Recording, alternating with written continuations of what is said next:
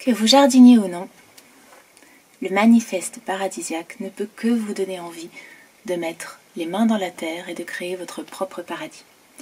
Est-ce que c'est un livre de jardinage? Est-ce que c'est un livre de spiritualité? Le meilleur résumé est peut-être qu'il s'agit d'une invitation à jardiner de manière spirituelle. Laurent Huguelite a écrit ce manifeste paradisiaque comme une invitation à passer à l'action, car jardiner peut être un acte qui change le monde.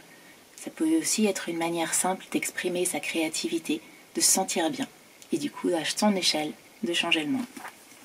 L'humanité prendra racine au potager, au verger, au jardin ornemental, sur les balcons, dans les parcs, les espaces verts et fleuris. Elle trouvera au jardin des solutions à la plupart des problèmes économiques, sociaux, alimentaires et existentiels. Des activistes du jardinage. Voilà ce dont le monde a besoin.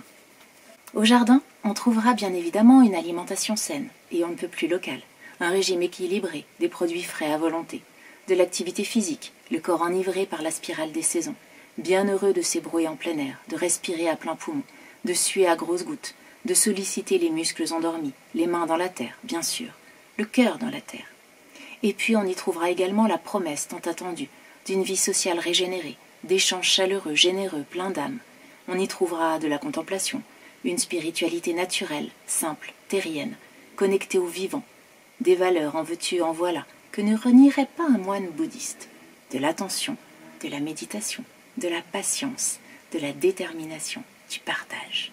Que de perfection. Tout ce qu'il nous manque et tout ce dont nous avons besoin se trouvera au jardin. Une vie heureuse, paradisiaque. Voilà la promesse du jardin. Ce livre est illustré par les merveilleux dessins d'Angéline Bichon. Et il nous invite aussi à libérer notre créativité. Concevoir dans la joie.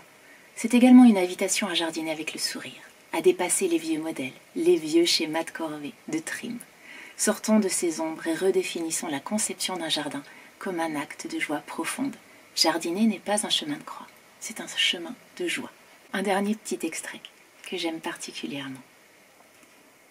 La bonne nouvelle du paradis retrouvé nous apprendra que le jardin jouera un rôle central dans la redécouverte de la gratitude. C'est lui, par sa prodigalité et son accès pédagogique au cycle naturel, qui nous reconnectera au plus ancien des rites. Remercier. Nous devrons peut-être faire un effort au début, les vieux réflexes étant rouillés. Il leur faudra un peu de temps pour sortir de leur torpeur. Mais viendra rapidement un temps où le jardin sera le réceptacle permanent et bienheureux de notre gratitude.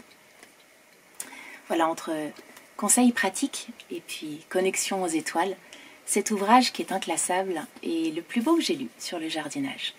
Car jardiner, du coup, prend une dimension quelque peu paradisiaque. C'est donc le manifeste paradisiaque, jardinage, permaculture et spiritualité de Laurent Huguelite avec les illustrations d'Angéline Bichon chez Mama Édition.